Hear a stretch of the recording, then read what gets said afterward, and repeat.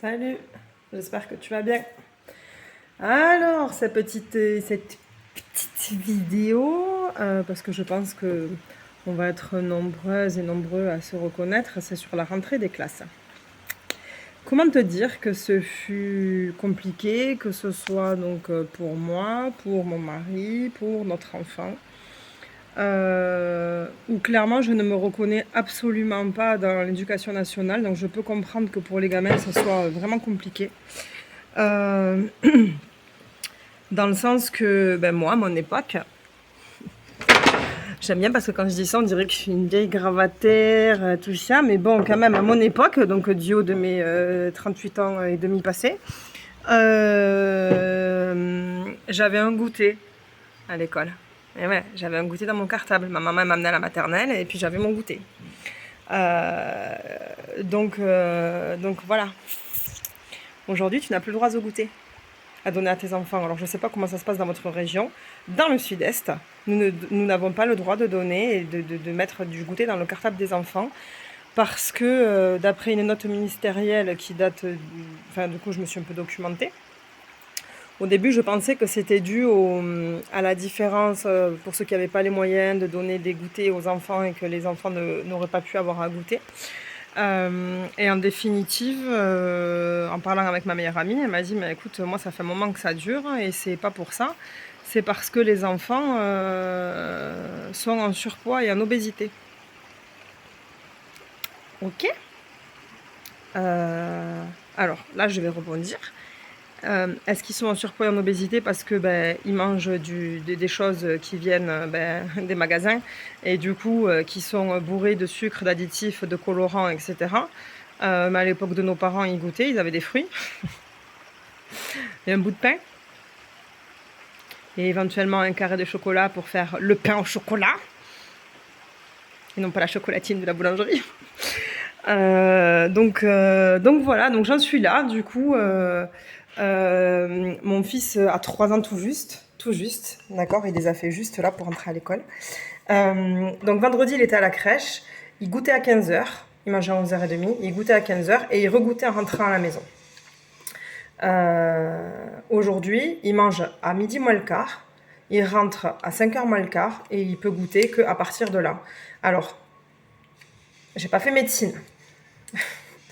Du coup, je me dis, mais en fait, les gamins, ils se goinfrent plus à 5h, du coup, donc 2h, 5, 6, 7 avant d'aller à table.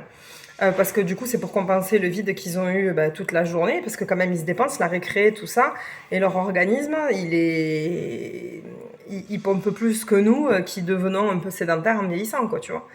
Donc j'en suis là. Du coup, j'ai l'impression d'abandonner mon fils quand je vais à l'école, parce que c'est absolument pas comme à la crèche. Tu ne vois pas les gens pour discuter, savoir comment ça s'est passé, est-ce qu'il a bien dormi et tout. Alors j'ai la chance d'avoir rencontré l'ATSEM de la classe de mon fils auparavant l'année dernière à la bibliothèque, ce qui fait que j'arrive à avoir quelques infos, mais sinon tu sais que dalle quoi. Tu sais pas ce qu'ils font. Et je trouve ça hyper frustrant sur un gamin de 3 ans, voire 2 ans et demi, parce qu'il y en a qui ont 2 ans et demi et qui n'ont pas tout à fait 3 ans encore. Et, euh, et en vrai, tu as l'impression de laisser ton gamin donc, à des inconnus, parce qu'il n'y a pas eu d'adaptation. Hein, c'est pas comme à la crèche, où tu fais une semaine d'adaptation. Là, tu le poses et tu t'en vas. Il a 3 ans, quoi. Il parle à peine. Donc, et là, je me dis, comment ne pas commencer à traumatiser ton gamin dès le plus jeune âge, du coup, où il ressent déjà la sensation et le sentiment d'abandon qui peut commencer très tôt, puisque ça peut être vécu et propre à chacun, du coup. Et que même si toi tu ne l'abandonnes pas, mais l'enfant peut le ressentir complètement d'une forme différente, et qui chez lui peut générer ça du coup pour l'avenir et avoir du mal à se construire ou amoureusement ou dans sa vie, etc. Donc là je suis un peu perdue. Du coup ce matin je l'ai félicité, j'ai applaudi, je lui dis c'est bien, maman elle est fière de toi. Parce qu'il y a une petite fille qui est venue le chercher, parce que quand il a commencé à partir, il a commencé à pleurer. Et là, il faut pas que tu lui montres que tu es dans le même état que lui. Il faut que tu n'essayes pas de lui faire ressentir que tu es dans le même état que lui. Et là, il faut lui dire, c'est bien mon fils, force et honneur, t'as 3 ans, ouais, bienvenue dans le monde des grands. Voilà, voilà, aujourd'hui j'en suis là. J'en suis là. Donc, force et honneur à tous les parents qui sentent et vivent la même chose que moi. Hier, en allant faire des courses à Hyper U de Saint-Maximin, j'ai discuté avec une maman qui ressent exactement la même chose que moi. Et en vrai, je me dis, bon, mais ça veut dire que le problème, il doit être là depuis un petit moment. Et en vrai, aidez-nous, quoi. Aidez-nous. Donc, on a la réunion la semaine prochaine. Donc il va falloir qu'on discute en disant qu'on ressent un vide sidéral concernant nos enfants. Alors peut-être qu'il y a des parents qui les vivent complètement différemment et tant mieux pour eux, hein, moi je ne juge pas. Mais là pour moi je trouve que c'est vraiment petit la maternelle, la première année. Et puis tu as cette sensation et ce sentiment de larguer ton gamin devant l'école et puis de le récupérer le soir et voilà comment ça s'est passé, tu sais pas trop, qu'est-ce qu'ils ont fait, tu sais pas. Donc voilà, du coup, mon mari aussi a pleuré devant le portail le deuxième jour. Ouais, c'est prenant, quoi. Ça prend les tripes, franchement, ça prend les tripes. Donc il y a un réel manque d'informations. Alors je sais pas s'il y a des instituteurs qui regardent ou quoi. C'est cool d'avoir un point de vue de l'autre côté, savoir comment eux le vivent. Est-ce qu'ils ressentent la même chose que nous? Est-ce qu'ils sont dépassés par le programme de l'éducation nationale? Ouais, ouvrons le dialogue, franchement. Ouvrons le dialogue par rapport à ça.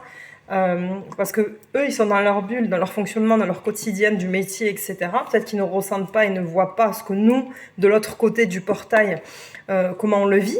Mais en tout cas, c'est assez déroutant en tant que parent et de poser son enfant comme ça et ne sachant pas, je veux dire, il a que 3 ans, il se retrouve avec une équipe d'inconnus, les gens de la cantine, tu connais pas. Les maîtresses, tu les connais pas, elles viennent d'arriver. Enfin, tu viens d'arriver toi aussi dans ce milieu scolaire. Tout est nouveau, mais il a 3 ans. La réponse qu'on me donne, c'est ne t'inquiète pas, les enfants ont une réelle capacité d'adaptation. Je suis d'accord, il n'y a aucun problème avec ça. Aucun. Sauf que du jour au lendemain, tu le largues dans un bain qui est immense, où il n'y a pas de repère. D'accord? Les adultes sont nouveaux, ils ne connaissent pas, il n'y a pas de repère. D'accord? Donc moi, je veux bien que les enfants s'adaptent, sauf qu'il faut comprendre aussi que les enfants n'ont pas de repère. À la crèche, on a fait une semaine d'adaptation, et du coup, tu le vois aussi évoluer dans le milieu pendant la semaine, tu vois avec quelle personne ça va, il y a un lien qui se fait. Là, tu n'as pas de lien, tu postes, tu t'en vas, quoi. Et